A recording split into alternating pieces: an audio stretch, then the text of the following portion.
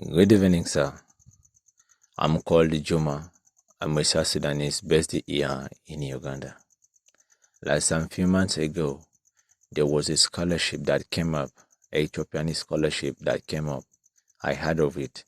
So I started following up the scholarship because I had some friends who just completed secondary schools and they were looking for scholarships. Then I had to introduce them to the scholarship, then I directed them to apply for it.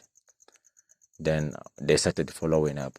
Me too, I've also been following the programs because these are the kind of things I like to follow.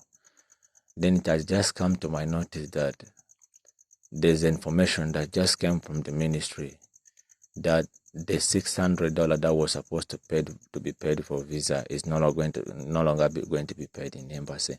And before that, when I heard that the embassy is requesting $600 for the visa, I was a bit shocked. Because if this is Ethiopian government trying to come here to help students, poor students here, who are not able to access education here, to help them, take them on a scholarship, they will not be demanding such amount of money for visa. Because I guess a visa, a ticket from South Sudan here to Ethiopia, a visa from here to Ethiopia is less than $250. Why would they be demanding up to $600? I was like, okay, no problem. Since it's the Ethiopian government, maybe there's something, and that's the reason why they're demanding the $600. Later today, I got information that came from the Ministry of South Sudan, Education Ministry of South Sudan, that they are no longer going to be paying the $600 in the embassy for the visa, but rather they are going to be paying the $600 in South Sudan Ministry of Education, so that they book for them ticket to reach Ethiopia, Addis Ababa. And when you reach Ethiopia, Addis Ababa, you're going to be paying extra money, which is going to be also in dollars, for a student permit. This is like crazy. This is like crazy. If the Ethiopian government is having problem right now, if they're having problem like they said, okay, and they're not issuing visa here again, you book your ticket here, you book yourself here. On reaching Ethiopia, that's when you're going to apply for the student visa and pay money for the student visa. So right now, looking into this, that means right now, the Ethiopian government, the Ethiopian embassy is not going to offer visa for students from here to Ethiopia. So what they want is people who are admitted already, they want to see them in Ethiopia. So you'll have to book yourself here to Ethiopia. Then you'll have to book yourself through Ministry of Education here to Ethiopia. And the ticket to Ethiopia is not more than $250. Why will our own Ministry of Education be taking $600 from poor students while tickets are not more than $250?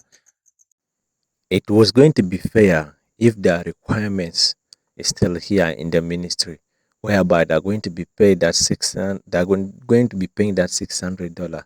Then they will use part of the money for their requirements. Then from there, use the other money for booking tickets. But there are no requirements here that they're paying that $600 for. They're paying that $600 for tickets. Then you again can pay for a student permit in Ethiopia.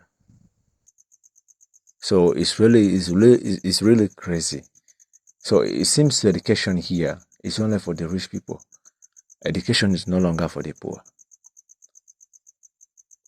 Right now, in this country right now, in our country right now, everything's going down. Academics are going down, and the government knows this because they are the cause of all these problems. They know what is, and the little education we have in the country are very costly. They are not affordable. Then people from outside, our neighboring countries, decided to come to our aid, to give us hands of help, bring educations here, to take the poor students here on a scholarship, instead of our government to be thanking these people, appreciating these people here, instead of our government to be pleading on the behalf of the South Sudanese that they should take it easy on the poor South Sudanese. These are the same people. They don't do that. These are the same people who come and test everything just to rob, to gain money from the poor South Sudanese.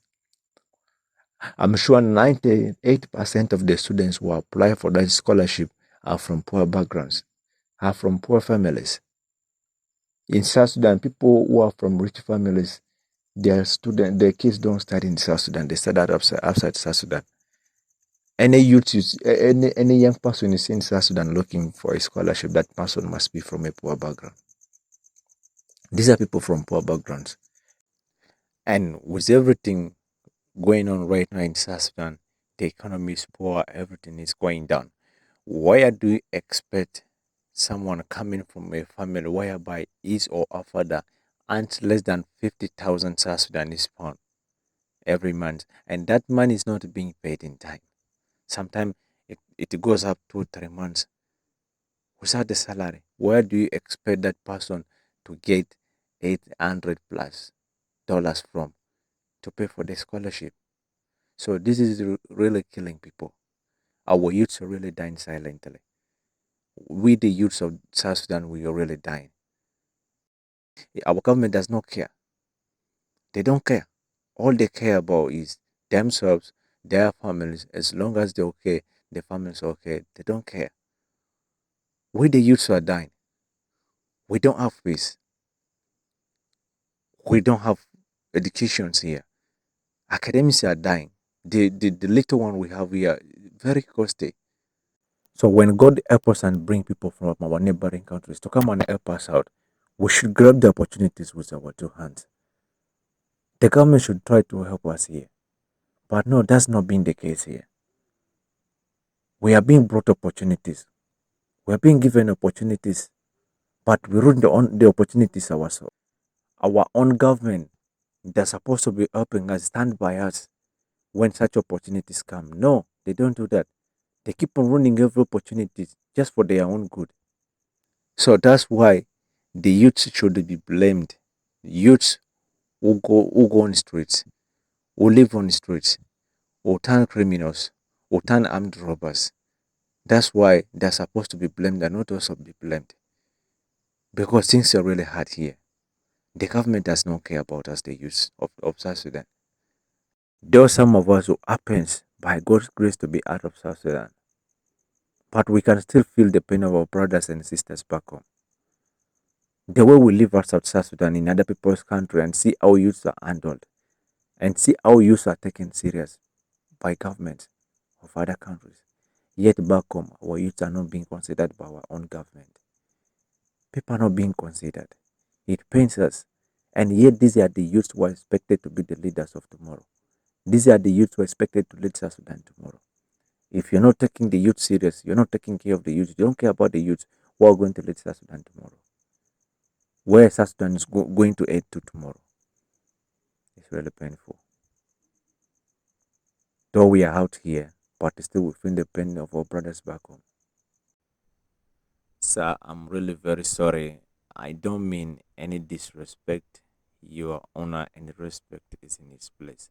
But I'm just here pleading and begging on behalf of the youths of South Sudan.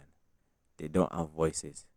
I feel like nothing is happening because the government feels like everybody's okay, the youths are okay, because the youths do not have voices. You, our leaders, will have there. Please try to speak for the youths of South Sudan. Try to speak for the young people. Try to speak for South Sudanese students. People are really suffering out there.